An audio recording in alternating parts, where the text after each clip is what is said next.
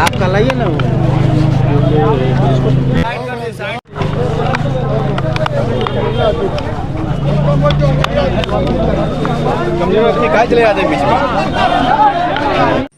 दरभंगा की केवटी विधानसभा सीट से राजनीतिक समीकरण में बड़ा उलटफेर देखने को मिला।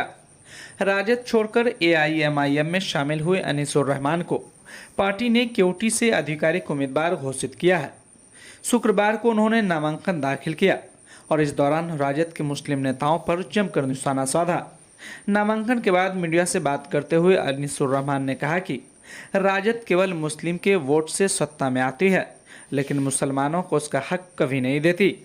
उन्होंने कहा कि पार्टी के भीतर मुस्लिम नेताओं को सिर्फ भीड़ जुटाने और वोट दिलाने का काम किया है, लेकिन निर्णय लेने की भूमिका में कभी शामिल नहीं किया जाता। उन्होंने कहा कि ओवैसी साहब ही एकमात्र ऐसे नेता है जो देश भर में मुसलमानों और कमज़ोर तबके की आवाज़ को बेबाकी से उठाते हैं। उन्होंने दावा किया कि इस बार केवटी की जनता बदलाव चाहती है और एआईएमआईएम पूरी ताकत से समर्थन देगी। अनीसुर रहमान ने कहा कि वे जनता की सेवा के लिए राजनीति में आए हैं और केवटी को शिक्षा, स्वास्थ्य और रोजगार के क्षेत्र में मॉडल विधानसभा बनाना उनका लक्ष्य है। उनके नामांकन के बाद केवटी की सियासत और भी दिलचस्प हो गई है। आपको पूरी बयान सुनवाते हैं कि नामांकन के बाद अनीसुर रहमान ने क्या कुछ कहा। तमाम तरह की ताज़ा तरीन खबरों के लिए नैतिक समाचार को यूट्यूब पर सब्सक्राइब कर बेल आइकन जरूर दबाएं। साथ ही वीडियो फेसबुक, इंस्टाग्राम, ट्विटर पर देख रहे हैं तो लाइक, फॉलो और शेयर जरूर करें। बिल्कुल बगावत इसे नहीं कहेंगे, इसे ये कहेंगे कि केवटी के साथ जो है दुर्व्यवहार हो रहा था राष्ट्रीय जनता दल द्वारा।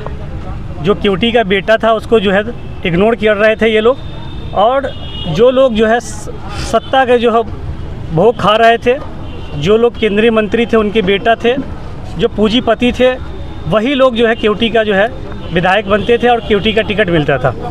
इन्हीं सब बातों को लेकर जो है हम लोग आवाज़ हमेशा उठाते रहे कि केवटी का कम से कम लोकल विधायक होना चाहिए। आज़ादी के बाद आज तक जो है दुनिया में सब कुछ आ गया, लेकिन केवटी को विधायक के रूप में कोई नहीं मिला। उसी को लेकर जो है मेरा जो है हमने असउद्दीन ओवैसी साहब से जो है रिक्वेस्ट किया था कि कम से कम जो है हमारे केवटी में लोकल विधायक की ज़रूरत है और लोकल कैंडिडेट दिया जाए।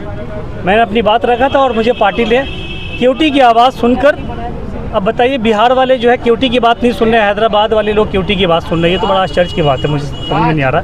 तो उसको लेकर जो है, और केवटी में जैसे मुझे टिकट मिला तो पहली जीत जो है केवटी की ये निश्चित हो गई। जनता को पहला नामांकन के बाद पहला संदेश क्या होगा?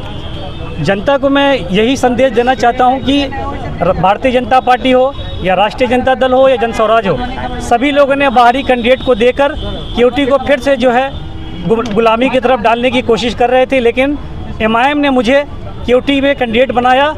कहीं ना कहीं जो है ये दर्शाता है कि केवटी को विकास के लिए एमआईएम जो है आगे आ रही है। इसलिए जो है हम लोग चाहते हैं कि कम से कम इस बार एमआईएम से जो है लोग जो है टिकट दें। आप अपनी लड़ाई किससे मानते हैं? मेरी लड़ाई भारतीय जनता पार्टी से है।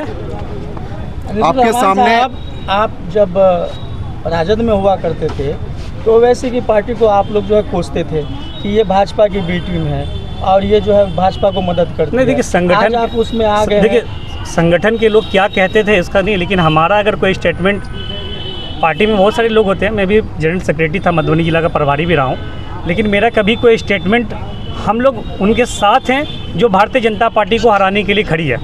और हमेशा असउद्दीन ओवैसी साहब हमेशा जो है भारतीय जनता पार्टी के खिलाफ लड़ते रहे हैं, इसलिए वो भी मेरे साथ ही थे।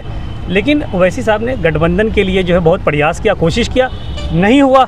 उसके बाद लास्ट में उन्होंने कहा, उनके 4 विधायक तोड़ने के बाद भी इनसे गठबंधन कर रहे थे, सिर्फ इसीलिए कि भारत का जो सेकुलरिज्म और जो जमहूरियत वो बची रहे, बिहार का जो जमहूरियत बची रहे। लेकिन ये लोग नहीं चाहते हैं। ये लोग को फिर बता दें, ये लोग जो है सत्ता के भोगी लोग हैं, उद्योगपति, पूर्व केंद्रीय मंत्री, इस तरह के बड़े बड़े जो नामचीन लोग हैं उनको टिकट देना जानते हैं, गरीब को बेटा को नहीं देना चाहते। और आज देखिए एक गरीब के बेटा को, एक इस मिडिल क्लास के परिवार के बच्चे को जो है आज एमआईएम ने टिकट देकर केवटी का उत्थान किया है। क्या विकास सिर्फ मिडिल क्लास वाला ही कर सकता है? नहीं, बिल्कुल उद्योगपति वाले कर सकते हैं, क्यों नहीं कर सकते हैं, लेकिन मौका दिया गया ना। आज़ादी के बाद आज तक केवटी में सबको मौका दिया गया।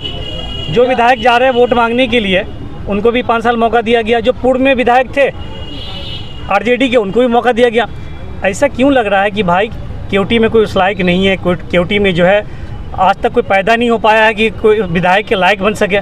मेरा यही संदेश है कि केवटी का बच्चा सामने जो दोनों कैंडिडेट हैं, दोनों मुख्य राजनीतिक दल के कैंडिडेट एक बार विधायक रहे हुए हैं और जन स्वराज वाले भी इस बार दावेदारी अपनी पेश कर रहे हैं। कितना चैलेंजिंग मानते हैं इन चीज़ों को आप? देखिए, मेरे साथ क्या है ना कि ये जो चुनाव है केवटी लड़ रही है मेरे साथ। सबसे अच्छी बात यह है कि इतना आत्मविश्वास कैसे? बिल्कुल, क्योंकि अभी मैं देख रहा था एक वीडियो, भारतीय जनता पार्टी के जो कैंडिडेट थे मुरारी झा, उनके जो मंडल अध्यक्ष हैं, जो प्रखंड अध्यक्ष हैं, उनकी पूरी team lobby go back Murari Jha, go back बाहरी भगाओ केवटी बचाओ। ये जब मैं 10 साल से नारा लगा रहा था, आज भारतीय जनता पार्टी नारा लगा रही है बाहरी भगाओ केवटी बचाओ। तो ये आंदोलन है, ये कहीं ना कहीं ये आंदोलन का रूप, और जन स्वराज से भी ये आवाज़ आने वाली है, भारतीय जनता पार्टी से भी आ रही है और राजद से आना शुरू हो गई है। देखिए, मैं नेता है शकीलुर रहमान निर्दलीय चुनाव लड़ने आ रहे, क्या कहिएगा? कुछ नहीं, मतलब उनका अपना अधिकार है, लोकतंत्र है, कोई भी कहीं चुनाव लड़ सकते हैं। आप राजद में थे, अचानक से एमआईएम में आना हुआ, कहीं ऐसा तो नहीं कि दिल राजद में खुद एमआईएम में, जीतने के बाद फिर राजद में चले जाएं? अब बताइए, अब आप लोग की भाषा है, आप कुछ भी बोल सकते हैं, अन्यथा ऐसा कुछ नहीं है। बाद भी वो निर्दलीय चुनाव लड़ रहे हैं, यही तो बिल्कुल आप लोग चलाएंगे न्यूज़ चैनल।